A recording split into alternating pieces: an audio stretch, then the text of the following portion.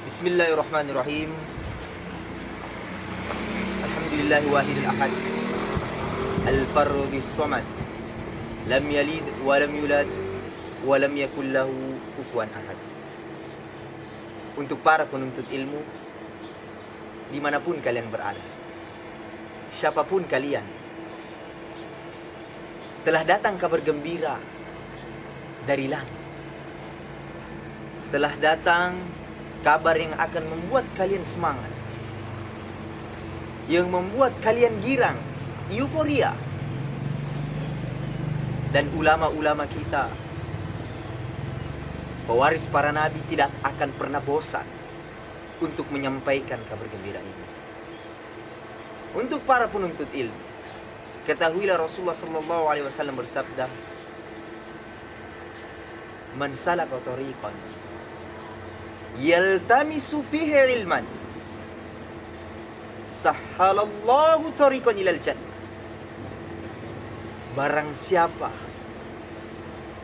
yang mana ia berada di atas jalan untuk menuntut ilmu, ia sedang berburu ilmu. Ia tidak sedang berburu dagangan yang sedang diskon. Ia sedang berburu ilmu. Barang siapa yang sedang berada di jalan menuntut ilmu, sahhalallahu tariqan ilal jannah, maka Allah Subhanahu wa ta'ala akan memudahkannya di dalam menempuh menuju surga. Allah akan memudahkan jalannya menuju surga. Antum bisa bayangkan bagaimana orang yang sedang mengejar dagangan yang sedang diskon, dagangan yang sedang turun harganya, yang murah, apa yang mereka dapat? Tidak lain kecuali dagangan yang murah. Tetapi tatkala kau menuntut ilmu, mengeluarkan semua tenagamu di jalan Allah Subhanahu wa ta'ala, ketahuilah kau mendapatkan dagangan yang mahal. Dagangan Allah Subhanahu wa ta'ala itu mahal. Ketahuilah, wahai penuntut ilmu, dagangan Allah Subhanahu wa ta'ala adalah surga. Surga yang luasnya selangit. Surga yang luasnya seluas langit dan bumi.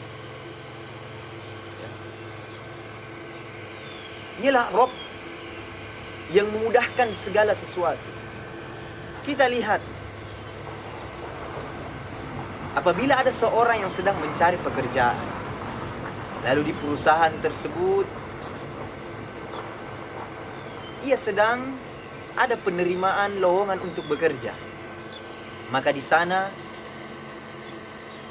ia mendapatkan kabar gembira bahwa urusannya untuk masuk ke perusahaan tersebut itu dimudahkan oleh sang pemilik perusahaan. Perkataan mudah itu maklum, kita semua tahu. Bagaimana kalau yang memudahkan seseorang untuk masuk ke surga adalah pemilik surga, adalah Allah Subhanahu wa ta'ala. Ialah pemilik negeri ini, pemilik alam semesta ini, jagat raya ini. Ialah Allah Subhanahu wa ta'ala. Begitu bahagianya kita, begitu gembiranya kita tatkala sesuatu yang mahal itu Allah mudahkan kita untuk mendapatkannya. Cukuplah satu saja kabar gembira yang membuat kita untuk terus bermujahadah, untuk terus semangat dalam menuntut ilmu. Dan untuk para orang tua yang sedang ingin memasukkan anaknya ke pesantren, terkhusus yang akan masuk ke dalam pesantren, berbahagia pula lah kalian para orang tua, yang mana tatkala kelak anak-anak yang kita didik dari kecil akan kita tinggalkan, akan menempuh jalan yang penuh lika-liku. Tatkala ia masuk ke dalam pesantren, Rasulullah Shallallahu Alaihi Wasallam langsung menyematkan dia gelar. Gelar ini adalah gelar sebaik-baik manusia. Ya, gelar sebaik-baik manusia. Bukan saya yang memberikan gelar, bukan pemerintah yang memberikan gelar, namun Rasulullah Sallallahu Alaihi Wasallam, yang mana di semua pesantren itu mengikuti langkah beliau, mengikuti jalan dan tata-tata beliau. Kita lihat di sini, mutabah dalam beribadah, tidak lain mengikuti Rasulullah Sallallahu Alaihi Wasallam. Dan Rasulullah akan memberikan gelar manusia terbaik kepada anak-anak kita yang akan masuk ke dalam pesantren. Kata Nabi Sallallahu Alaihi Wasallam, khairukum man ta'allama al-Quran wa 'allamah. Sebaik-baik kalian, sebaik-baik manusia di antara kalian adalah yang mempelajari Al-Quran dan mengamalkannya. Ia belajar. Orang yang terbaik bukan yang jadi presiden. Orang yang terbaik bukan yang jadi polisi, bukan yang jadi tentara. Namun kita berlandaskan apa yang disebutkan oleh baginda Rasulullah Sallallahu Alaihi Wasallam. Orang yang terbaik adalah yang mempelajari Al-Quran, lalu ia mengamalkan. Ingatlah, aset terbaik kita adalah anak-anak kita. Kelak kita akan meninggalkan dunia ini, dan merekalah yang meneruskan kehidupan, melanjutkan kepemimpinan. Idza matal insan inqata'a amaluhu illa min thalatha. Jika mati seorang anak Adam, akan terputus semua amalannya. Jika manusia telah berada di liang kubur, semua amalannya akan putus kecuali 3. Salah satunya adalah doa anak yang soleh, mendidik anak yang soleh. Semua orang tua pasti, terutama agama kita, itu sangat perhatian terhadap pendidikan anak-anak kita. Siapa yang tidak menginginkan mendapatkan anak yang soleh? Dan merekalah yang akan meneruskan amalan-amalan kita, yang membuat pahala kita terus mengalir bagaikan keran yang patah. Bagaimana keran yang patah itu?